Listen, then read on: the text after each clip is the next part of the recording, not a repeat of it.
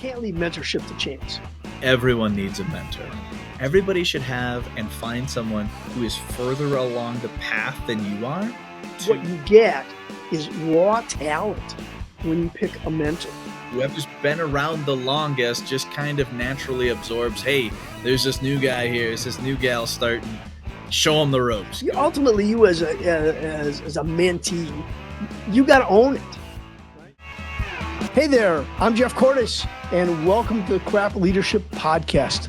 My philosophy is about C.R.A.P, caring, respect, appreciation, and praise. And this is Randy Walensky. Been a speaker, trainer, sales professional, and coach for over 10 years, using all of Jeff's C.R.A.P. And we want to bring these principles to you in your organization. Let's jump in.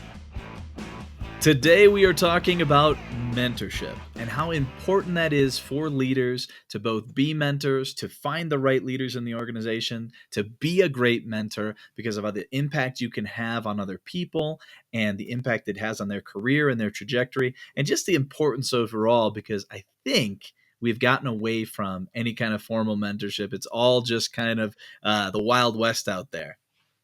Yeah, and I would absolutely agree with that. I mean, and the disturbing thing for me is that mentorship is so important, not only from a standpoint of depending on your role. If you're in a technical role, you might need a technical mentor, or depending on your other roles, I think everybody needs a soft skills mentor or someone who can mentor in an organization around politics, because all too often people have careers that are moving forward and they make political miscues, and it really hurts them.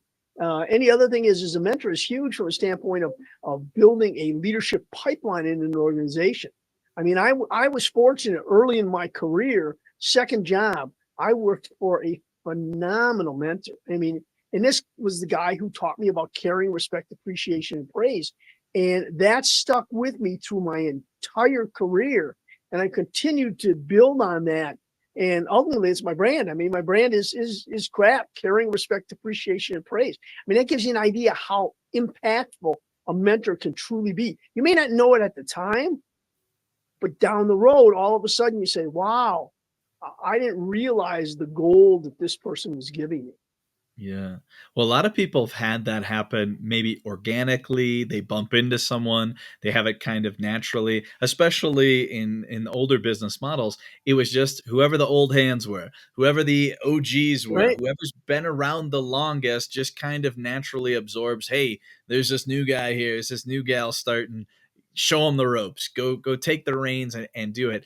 And we're going to talk a little bit about that. There's good aspects to letting things happen organically. I think there's even better opportunities if we plan it out and don't just leave it up to chance. And we'll talk about that too. But you've told me that before, Jeff. It was natural, organic, and it just happened if it happened. And someone probably just naturally felt they had to gravitate towards someone because they wouldn't know what they were doing otherwise. Right. Well, and it's interesting because I never had until I became a speaker.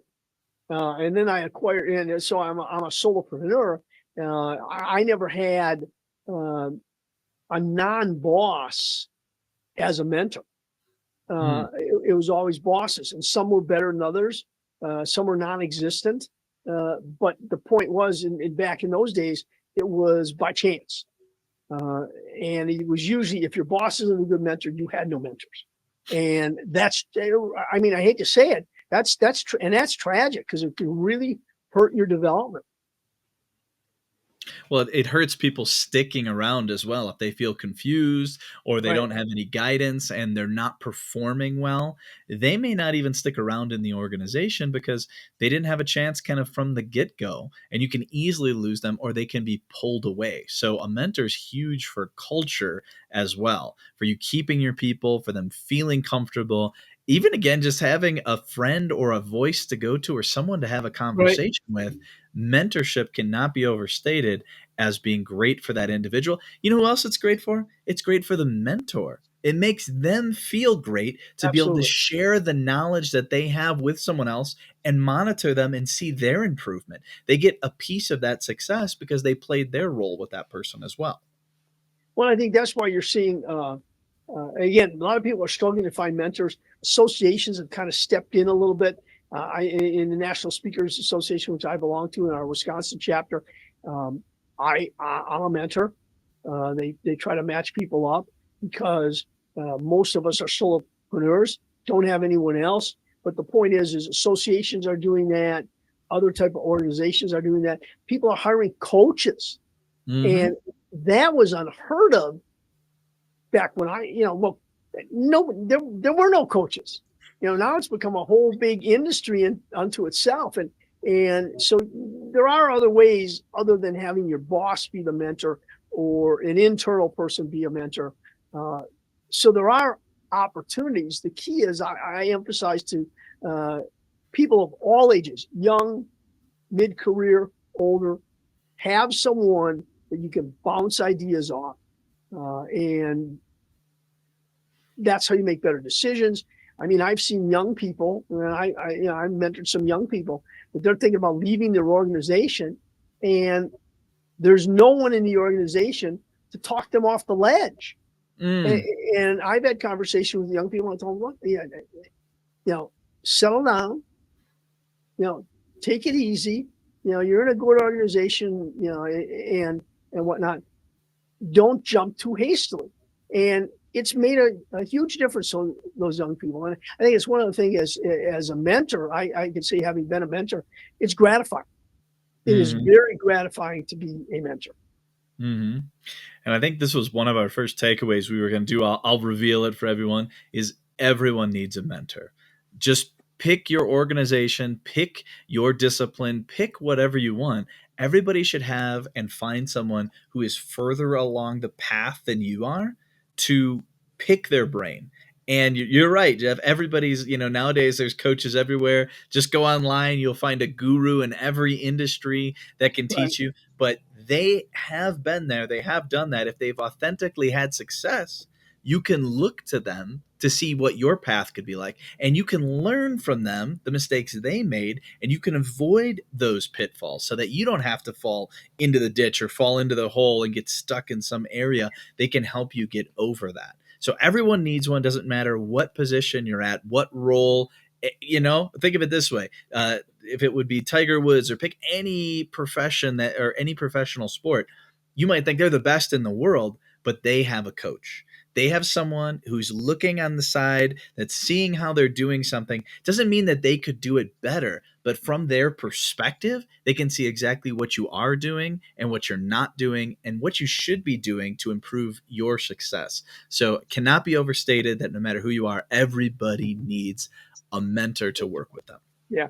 And I've seen some, like I said, I've seen some great mentors. I know some great mentors. So one of the things I will throw this out there. If somebody's looking for a coach / mentor, I work with some great ones. And, if for some reason, you're looking for one and you can't find one, reach out to me because I'll suggest certain people to you. And these are Mm, people who have bona fide skills as mentors. They know what they're doing. Otherwise, sometimes you're kind of taking a shot in the dark if you go on the internet and try to find a mentor. But so if you got somebody or you yourself are looking for a mentor, let me know. I have some great people, and not just one or two, a bunch of them. So if you want to pick somebody, you got a choice of good yeah. people, and that's important. Well, that leads us down a road of good question. I don't even know if we have it as a point that we're making today, but what do you think are the characteristics of a good mentor? If somebody is looking for someone, how do they qualify them to know, ooh, this person is a good match for me? Or what are some of the things that you've seen in case somebody's thinking, I think I could be a mentor? What skills should they have before they're jumping into that foray? Or what should someone look for? Makes a good mentor? I think one of the biggest things is the ability to listen. Mm, Um, one of the things I see with poor coaches / mentors is they automatically start to give advice. I think a good mentor listens, initially is non-judgmental, mm-hmm. and doesn't jump into problem solving right away. And then when they get to that problem solving stage, what they need to do is ask a lot of questions, because the best mentors I've had have been people who have asked me questions, and facilitated a discussion where I had to think things through myself, and as opposed to being told. Because when you think things through yourself and come to a conclusion, it's the likelihood that you're going to adopt those ideas is far greater, Yeah. and that's important. Whereas you got a mentor who's telling you what to do, you might not buy in. Uh, and again, it's got to you ultimately you as a mentee, you got to own it, right? And Mhm. you got to take ownership. We talked about taking ownership in other podcasts we've done. You got to take ownership of your role as a mentee, and then make things happen. Mm. That's such a good point that they shouldn't be telling you exactly what to do and force feeding you a solution because ultimately nobody knows better about you than you. Nobody knows about all your pitfalls, all the areas you fall short, all your strength. Nobody knows you better than you know yourself. And a good mentor can pull and extract that information and present it to you and point you in the right direction, but they're not supposed to be telling you what to do. They're not your boss. They're there as a guide, not as a you go this way, you do that. They're not. They shouldn't be micromanaging you. That's a good point on Right. that of what you're saying. They shouldn't be trying to make a carbon copy of themselves, even if they've had success. Right. They should be helping you find your own path, but they're like a light that guides you. Yeah, absolutely. And I think the other thing is I alluded to it is, do you have someone that's going to teach you hard skills versus soft skills? Mm. Uh, in my case, I didn't have to worry about that because I was in HR. Everything I did was soft skills. So, and again, I was fortunate. Like I said, my second job, the guy who taught me was not an HR leader. He was an operations guy, Mm. and but he had wisdom. I mean, he had wisdom, and he did the things I talk about. He would say, "Well, uh, like as an example, we finished up a meeting, and then we'd stay after the meeting and say, well, how do you think the meeting went? What could you have done differently? What did you do right? What do you think you could have improved on? All those things." And we debriefed after meetings. And because again, you start talking about those soft skills and how you interact and emotional. Well, I didn't even talk about emotional intelligence back in those days. We just did whatever we did. But again, hard skills, soft skills. Um, yeah, I think you got to look for the mentor that's going to fit that. I like external mentors because oftentimes an external mentor has a spin on something because they're not so close in the organization that can be beneficial. Uh, Mm-hmm. the downside to an external mentor is they don't know the inner workings of the organization, politics, and those sorts of things that can derail someone's career. But I think the biggest thing is if you're an organization or an HR leader, president listening to this, you can't leave mentorship to chance. That would be my second takeaway. You need, in my opinion, to develop a formal mentoring process. And as part of that, you need to train your mentors because not everybody you might have raw talent, but you just don't throw them in there. And there's certain best practices that a mentor should have. And so you want to train your mentors so that they're doing the things that make the most sense, um, so that they're the best mentor they can be. And I think we talked about it. Mentors, I I love being a mentor because I see people grow and learn, um, and see them propel themselves forward in their career. That's gratifying, um, Mm-hmm. and it's huge. You again as a leader cannot leave this to chance. That was what you were saying. You Yeah, put a mentorship program into your organization and don't just randomly do things. You have to plan what do the mentors actually need to do? What kind of characteristics? We talked a right, little bit about characteristics. What should they already exhibit and how do we better prepare them? Because they might be, one of those personalities, those D driver personalities, and they get things done. But how does that work with all the people that they're going to be put with? Are they going to be overly direct? Are they going to be too blunt? Do they need to soften some of that right. criticism and that blows And so you might have to have a little bit of a tailored training program for your mentors that they can be most effective with the people that they are mentoring. So that's another important thing. What else do you think when you're having a mentor, or you're going to have let's say you're going to have a formalized mentor system, you put people at a certain level that train the newbies, right? What kind of system or training should you put them through? Is that going to be the leader that trains the mentors? Do you think they have to go outside and find somebody that has communication skills and find somebody that has more training skills and say, hey, these are our mentors. I want you to make them better mentors. Go at it. They're going to go through this 1 month training course or whatever. Like, how do you get them up to Well, and, speed? and, and again, I've trained mentors as a consultant, and one of the things I found is one of the things that very successfully worked was we had the people take a personality profile, so we could see the Mm, profile, and generally you knew, the people in the organization knew the personalities of other people, but digging down into that and getting more scientific so that you could match up the right mentors. And it was also a growth process for the mm, mentors because the mentors looked and said, wow, I guess I didn't really, I kind of knew that, but I didn't realize these were my behaviors and that sort of thing. And then take them through formal training and mm. define what the role is. What does the mentee need to know and need to do to make the relationship successful? And what does the mentor need to do to make the relationship successful?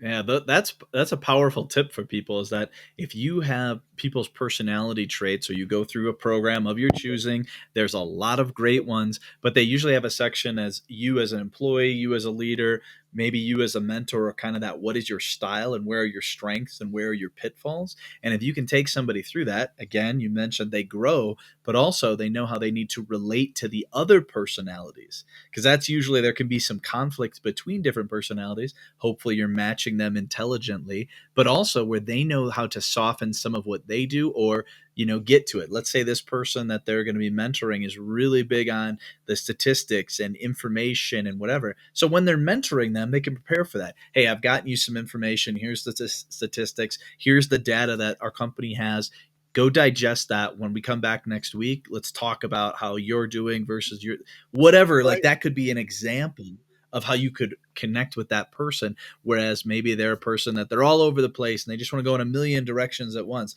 They know that about that person. Okay, great. I have the opposite, focused abilities. I'm going to help them come more to where I'm at because that's made me successful. There's a lot of things that a mentor could do and see if you both know what your personality styles are, and then you can blend in the positives from each and kind of the rough edges you can sand off, so to speak. So there's a lot right there, just as another aspect of people of how the importance of knowing the people, and maybe even that is like a psychometric Yeah, test. and psychometric tests and again doing formal training. To me that's the third takeaway I would point out is you need to do formal training of people. Again, Mm, setting up expectations, uh, certain skill sets, because you're looking in essence what you get is raw talent when you pick a mentor.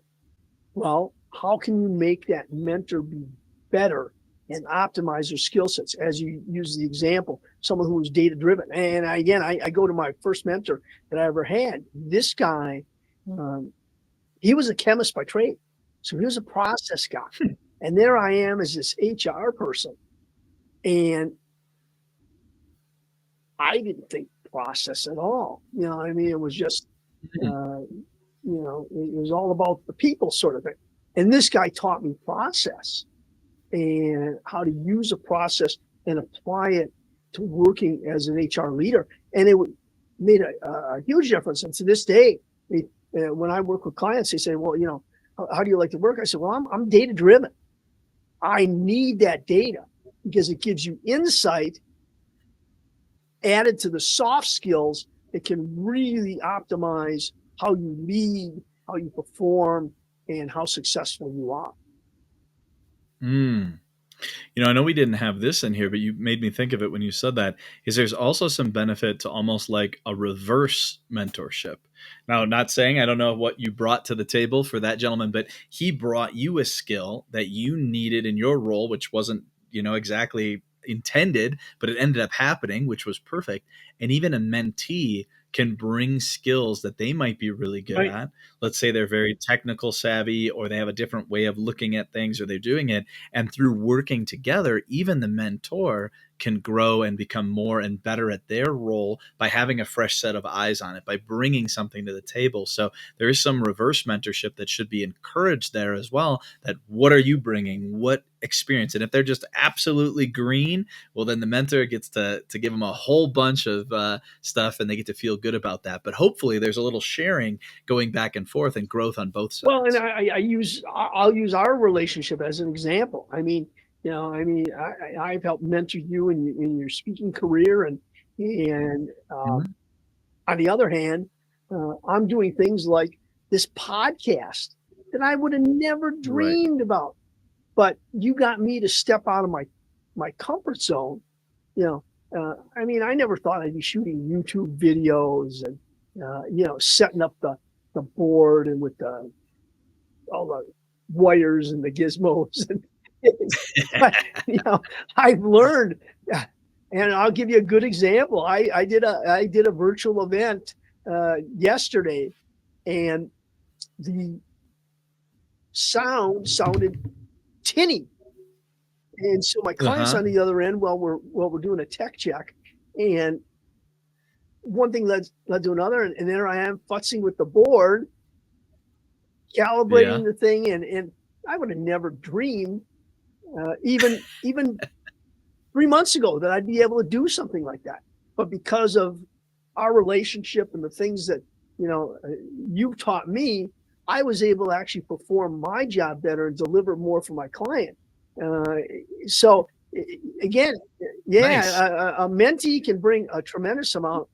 Uh, yeah, right. It's Together. that's a synergy, right? I mean, that's what it boils down to. So before we kind of wrap up, because we're at 21 minutes, I'll let you put in the plug for the podcast, Randy.